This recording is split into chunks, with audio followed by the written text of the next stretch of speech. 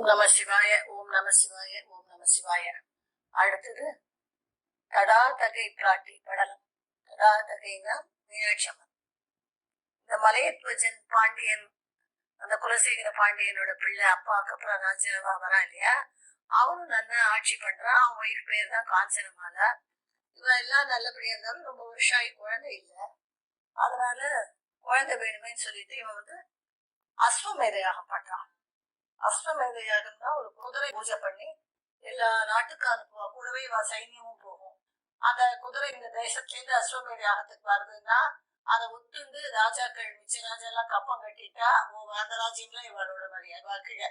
எவனாவது எதிர்த்தானா சண்டை போட்டு ஜெயிக்கதான் சைன்யம். இந்த மாதிரி ஆகும். இந்த மாதிரி 99 அஸ்வமேத யாகம் பண்ணிடுறான். 100 அஸ்வமேத யாகம் பண்ணினா அவ தேவேந்திரன் பதவி ஆயிடுவான். அதனால தேவேந்திரன் பயந்துருவான். அவன் 99 பண்ணிட்டாலே 100வது பண்ணினா நம்ம பதவி பதிவுமே, அதை எப்படியாவது தடுக்க வருவான். அந்த மாதிரி அவன் வரான்.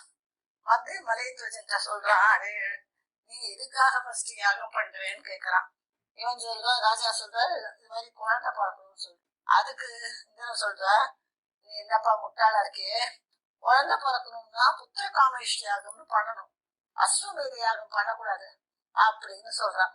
அஸ்வமேத யாகம் பெரிய மகா சக்கரவர்த்தியும் காமிச்சுக்கிறான் அப்படின்னு சொன்ன உடனே இவனும் மலையத்வஜனும் அடுத்த உடனே புத்திர காமேஷ்டி யாகம் பண்றான்.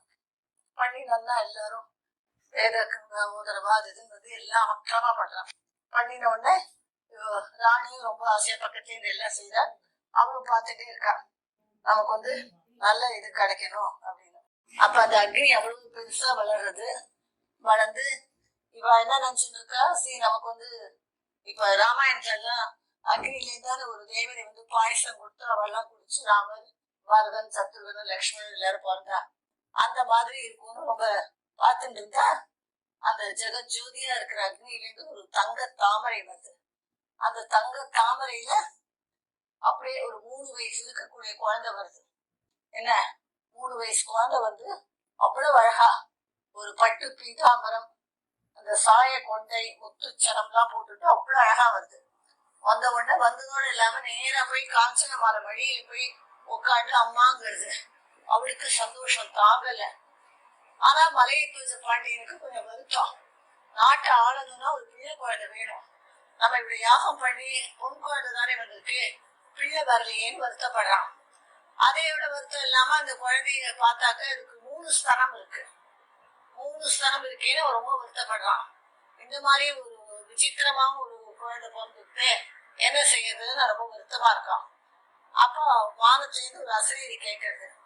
அந்த அசரீரி சொல்றது, நீ வருத்தப்படாதே, உனக்கு இவளை பிள்ளைய இல்லைன்னு நினைச்சுக்காதே, பிள்ளைக்கு ஈக்குவலா இவளை வளர்த்துக்கா, அவ்வளவு பெரிய இவளா வருவோம் எல்லாம் சொல்லி கொடு, ஒரு ராஜகுமாரன் மாதிரி இவளை வளர்த்துக்குவா. அந்த 3வது ஸ்தனமும் நீ கவலைப்படாதே, அவளுக்கு உண்டான மாப்பிள்ளை வந்த உடனே அவளுக்கு 3வது ஸ்தனம் மறைஞ்சிடும் அப்படின்னு அசரீரி கேட்கவும் ராஜா சந்தோஷம் ஆயிடுது. அதுக்கப்புறம் ராஜாவுல நல்லா வளர்த்துன்னு வர்றார். நெக்ஸ்ட் அப்புறம் சொல்றேன். நம சிவாய.